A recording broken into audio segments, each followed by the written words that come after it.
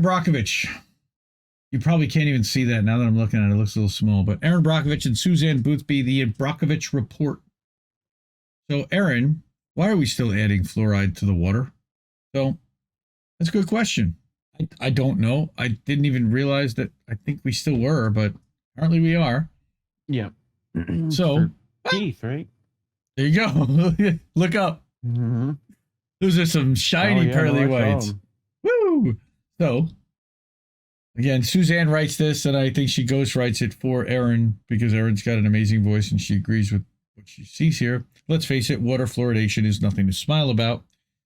She doesn't talk about fluoride as often as other water issues here because, frankly, there are bigger fish to fry when it comes to toxic substances polluting our water, and we're going to get to more of that in a minute.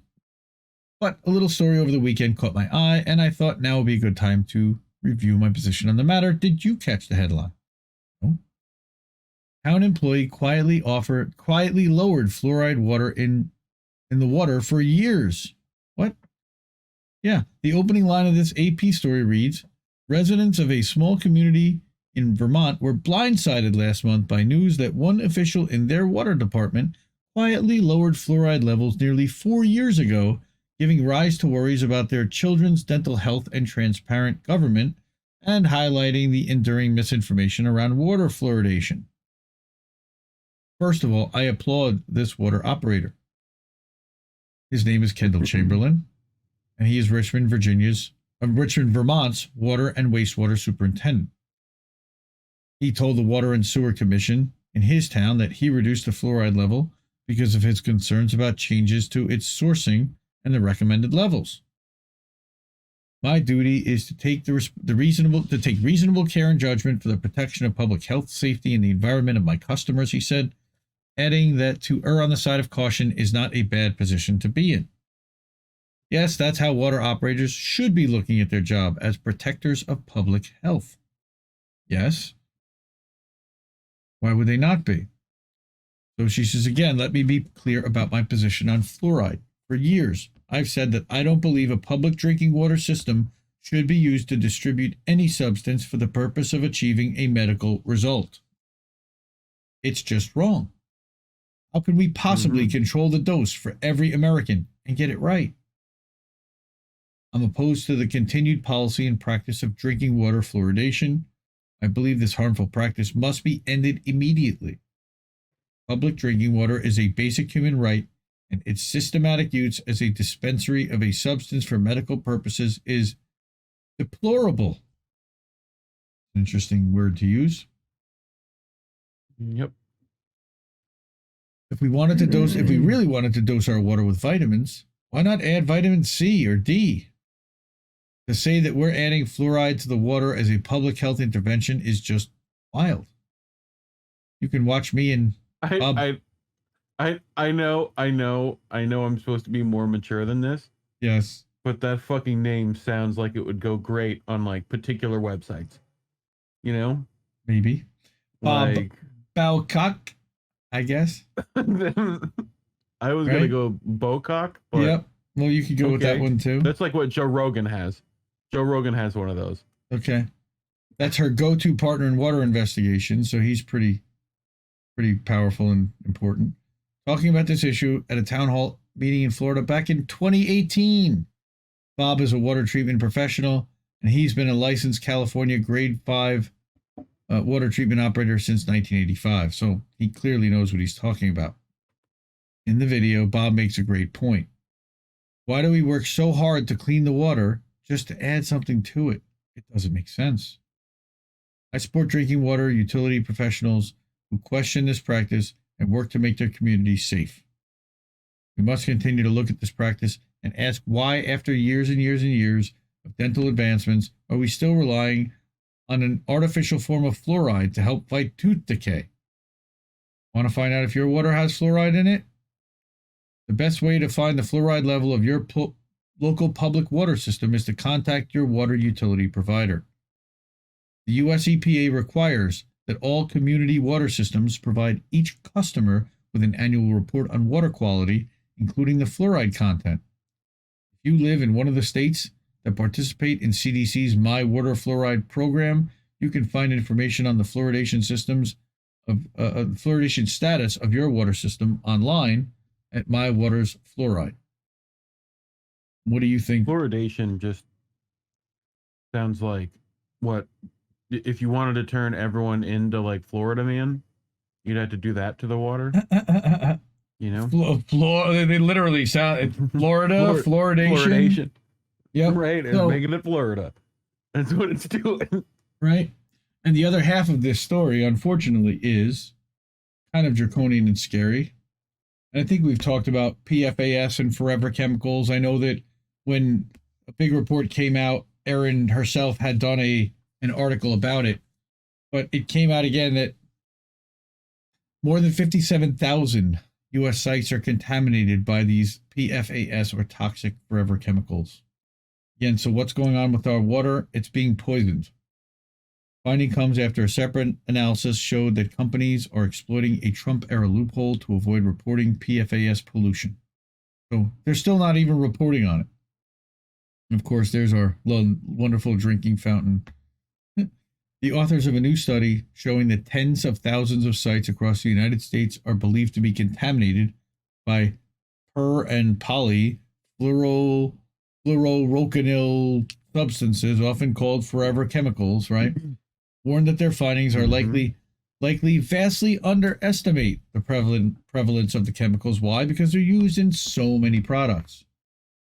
Not to mention microplastics, which are now going through the blood-brain barrier and all that fun stuff. Right. Scientists at Northeastern University. In women's breast milk, right? Mm-hmm. That kind of crap. Yeah. Mm-hmm. Microplastics. Yep. Yep. Scientists at Northeastern University led the study, which was published Wednesday in Environmental Science and Technology Letters, and identified over 57,000 sites where PFAS contamination is presumed. While it sounds scary that there are over 57,000 presumptive contamination sites, this is almost certainly a large underestimation. Oh, shit. Forever chemicals, of course, so named because they do not break down and instead remain in the environment and people's bodies for decades, are especially likely to pollute areas where firefighting foam is discharged, such as military bases and airports. The researchers used Northeastern's Contamination Site Tracker, developed by the university's PFAS Project Lab, to validate more than 500 sites where the PFAS contamination was presumed to be. They also developed a presumptive contamination model to determine other sites where forever chemical pollution was very highly likely. That makes sense, right? More than a quarter of the sites not included by the Project Lab's tracker were places that are not typically associated with PFAS, including restaurants, car washes, textile cleaners. In addition to substances used at industrial sites, PFAS are often found in household items. Great.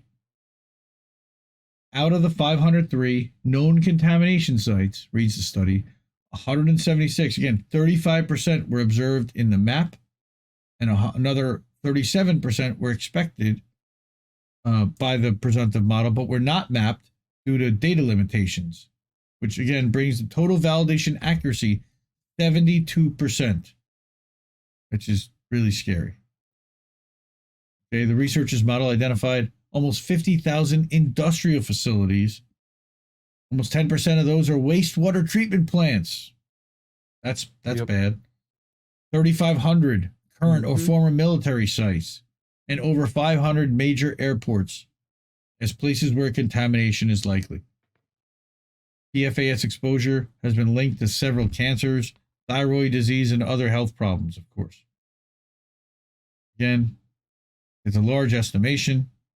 The scope of PFAS contamination is immense, and communities impacted by this contamination deserve swift regulatory action that stops ongoing and future uses of PFAS while cleaning up already existing contamination. That would be good.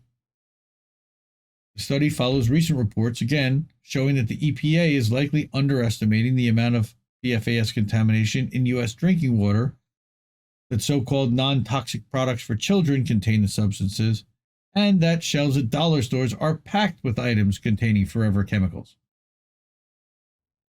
As these chemicals are found to be harmful at lower and lower levels, it's critically important to identify sources of potential contamination and take steps to protect downstream communities who may be unwittingly exposed. And that's a PhD at the Environmental Working Group. And so this woman, the group's vice president of media relations, noted that there are few federal limits on industrial discharges of these forever chemicals. Because why would there be, right? Yeah. In September, EWG released an analysis showing that at least 5 facilities owned by major U.S. companies, including 3M and Dow Chemical, are exploiting a regulatory loophole to avoid reporting the amount of forever chemical pollution their operations are causing. Thanks. Companies have been required since 2020 to report to the EPA the annual release of more than 100 pounds of PFAS, but former Republican President, of course, Donald Trump's administration put in place a loophole allowing them to not report if PFAS amounts are negligible, defined as less than 1% of total mixture. And who's even regulating that shit? If you ask people to find 100 pounds of weed for the U.S. government, that's certainly possible. You know? Yeah. The exemption makes it possible for manufacturers to avoid this reporting, often by diluting their waste mixtures so the concentration of any single forever chemical remains below 1%. So now they're just putting a deadly toxic mixture of toxic chemicals together. As long as they're all below 1% each, we're good.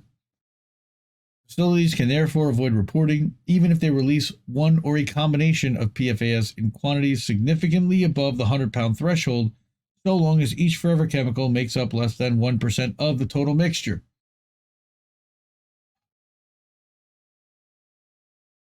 The loophole could be contributing to the government's underestimation of the amount of PFAS contamination in the environment. Could be. Yeah, thanks. Maybe. A lady. Federal regulations limiting discharges into the air and water are urgently needed to turn off the tap at the source. Okay. The EPA should move swiftly to set regulations for the industries most likely to be dumping forever chemicals into the environment. State regulators should also act quickly to incorporate limits on the amount of forever chemicals that can be released into existing permits. Yes. I can't believe we even have to say this. Man. Okay.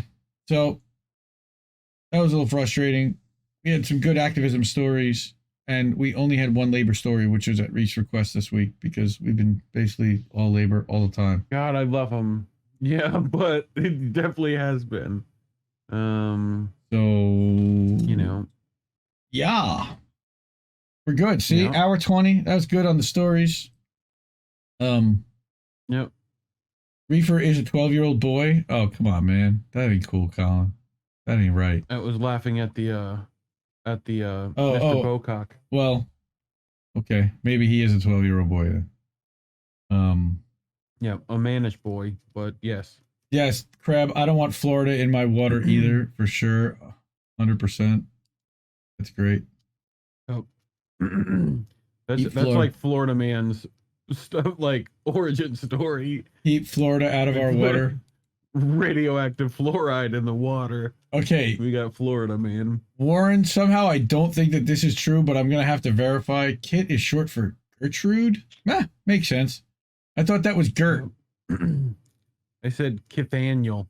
That's what it's short for. Kitty. well, yep. Yes. Kithany. No, it's Kithany. No, Kit is short for Kithany. Kitty!